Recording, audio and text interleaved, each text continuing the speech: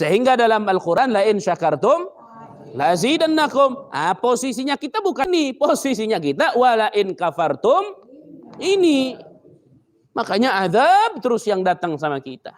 Mana yang bersyukur merdeka? Dulu orang mau ibadah itu sembunyi-sembunyi. Ngaji itu sembunyi-sembunyi. Ditangkap, dibunuh. Kenapa banyak para habaib menyembunyikan jati dirinya? Dibunuh mereka. Nah sekarang sudah merdeka, sudah rapi. Kenapa kita tidak tingkatkan ibadah? Kekuatan yang lahir dari Allahu Akbar, malah yang ngomong Allahu Akbar difitnah saat ini. Bagaimana baldatun thayyibatun wa rabbun ghafur, nggak ada ceritanya. Berharap baldatun thayyibatun, dengar la ilaha illallah alergi. Dengar Allahu Akbar takut. Gimana ceritanya? Makanya umat Islam itu cukup, nggak usah banyak ngomong. Nggak usah orang Islam itu banyak komentar. Cukup Anda ibadah dengan Allah dengan baik. Istiqamah zikir kepada Allah. Istiqamah salawat kepada Rasulullah. Mereka orang-orang zalim nanti nyingkir sendiri.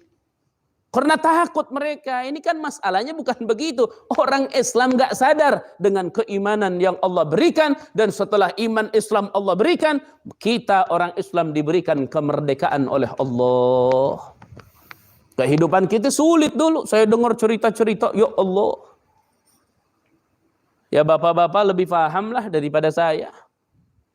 Pak, Belanda sama Indonesia gedean mana? Belanda sama Indonesia gedean mana? Belanda sama segede Jawa Barat paling-paling. Belanda mah paling-paling juga 2-3 provinsi kita. Apalagi penduduknya. Aneh. Sedikit bisa ngejajah orang banyak. Itu kalau ditelaah betul-betul. Bukan Belanda yang ngejajah. Orang kita yang ngejajah. Yang ngehasutnya orang Belanda. Makanya banyak munafiknya. Dan Indonesia itu dari dulu bukan dijajah Belanda. Bukan dijajah Jepang. Tapi dijajah oleh rakyatnya sendiri. Atas hasut dari mereka. Makanya contoh sekarang. Kita lebih bangga belanja kepada orang-orang kafir daripada belanja di orang muslim. Kita lebih ikhlas sisa kembalian diberikan kepada orang-orang yang gak kenal daripada dimasukkan sisa itu ke masjidnya Allah. Nggak ada. Ya. Makanya saya nitip. Kemerdekaan itu adalah anugerah terbesar dari Allah. Hikmahnya untuk apa sih? Hikmahnya itu agar orang Indonesia menyadari itu nikmat besar. Jadi Allah itu dulu menyadarkan kepada kita dengan kemerdekaan. Dan kita akan sadar kemerdekaan itu artinya apa kalau kita tahu sejarah sebelum merdeka. Orang sebelum merdeka ini sulit, itu sulit, ibadah dan lain-lain. Setelah merdeka artinya untuk meningkatkan kesolehan dan ketakwaan kita kepada Allah. Itu ditingkatkan. Itu ditingkatkan. Makanya dulu zaman penjajah, sholat di masjid susah. Dikasih merdeka sama Allah, sholat di masjid harus dipermudah. Mudah nggak sekarang sholat di masjid? Enggak, siapa bilang mudah? Dulu mudah, sekarang susah lagi. Berarti kita dijajah lagi. Di ke depan nih nanti masuk masjid harus pakai vaksin. Nggak percaya? Arek naon Kang? Sholat, surat vaksin mana? Goblok siapa itu buka wudu.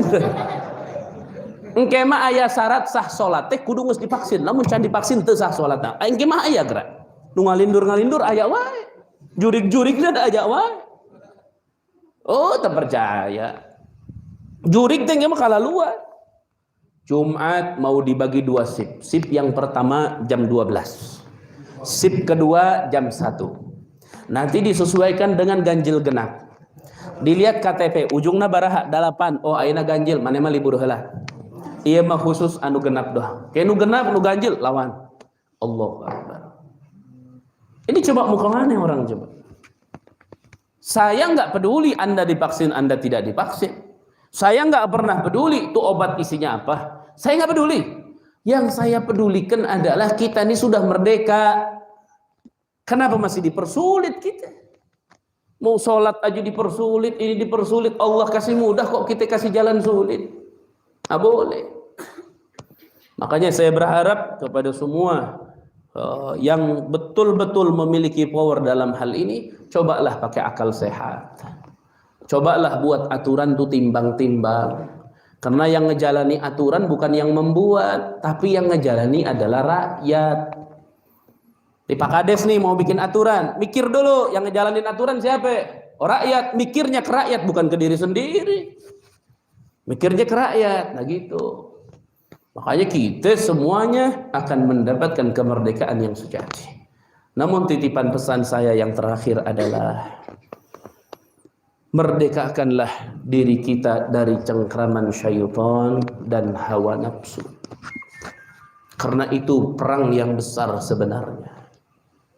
Kita perang dengan hawa nafsu kita. Bagaimana menghilangkan sifat hasud, bagaimana menghilangkan sifat dengki, iri, dan lain-lain. Makanya para jamaah, saya titip pesan. Belajarlah dari sekarang untuk menutup mata dari hal-hal yang tidak berguna. Belajarlah dari sekarang untuk menutup telinga dari mendengar hal-hal yang tidak berguna. Kenapa? Karena pemandangan yang tidak berguna banyak, pendengaran kalimat-kalimat yang tidak berguna banyak, maka akan kumpul di memori otak kita sampah. Kalau sudah di dalam ini semuanya sampah, yang keluar sampah. Yang jadi di dalam hati sampah. Berarti kalau sampah, dirimu semuanya adalah sampah, dan kelak sampah akan dibuang ke tempat sampah.